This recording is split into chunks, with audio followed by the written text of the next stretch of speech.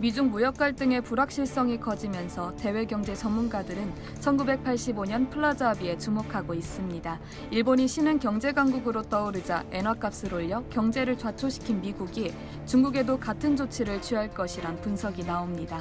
1985년 일본은 전후 30여 년 만에 제조업 수출 최대 호황기를 맞았습니다. 당시 미국의 GDP 45%를 돌파할 수 있다는 기대감으로 들떠있는 상황이었는데요. 이쯤 미국은 영국, 프랑스, 독일, 미국, 일본의 재무장관들을 불러 미국 뉴욕의 플라자 호텔에서 회의를 엽니다. 여기서 일본에게 엔화의 평가절상을 사실상 강요합니다. 이 플라자 합의로 일본은 장기 경기 침체 늪으로 빠졌습니다. 이른바 잃어버린 20년의 서막이 열린 겁니다. 미중 무역 협상도 신플라자 합의가 될 것이란 분석이 나옵니다. 중국은 이미 미국을 위협할 정도로 성장했고 환율 문제도 이미 언급된 상황이기 때문입니다.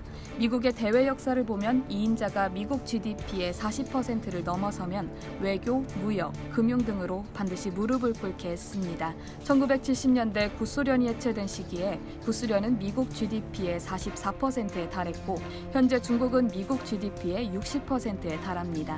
미국은 오바마 정권 때 중국을 한번 손봐줄 시점이었지만 2007년 서브프라임 모기지 사태와 2008년 세계금융위기가 잇따라 닥치자 미국 국내 경기가 어수선해져 그 기회를 놓친 바 있습니다. 반면 중국은 경제만 앞세운 일본과 달리 동아시아와 중동, 중남미 등을 1대1로 엮어 군사적으로도 미국을 위협하는 형세를 취했습니다. 트럼프가 이번 기회를 절대 놓치지 않을 거라는 예측의 기본 배경이 바로 이 점에 있습니다. 플라자 합의를 보면 향후 금융시장 경로를 예측하는 단서가 될 수 있습니다. 플라자 합의 후 1년간 금융시장 흐름을 보면 달러 대비 엔화 가치는 40% 절상됐습니다. 니케이 지수는 78% 올랐고 기준금리는 5%에서 2.5%로 인하됐습니다. 물가 상승률도 2%에서 1%로 하락했습니다. 한 증권업계 관계자는 향후 미중 무역 전쟁에 따른 위안화 강세는 과거 일본 사례와 마찬가지로 중국의 주가 상승, 물가 상승률 하락, 내수 부양 정책 추진 등으로 연결될 것이라고 전망했습니다.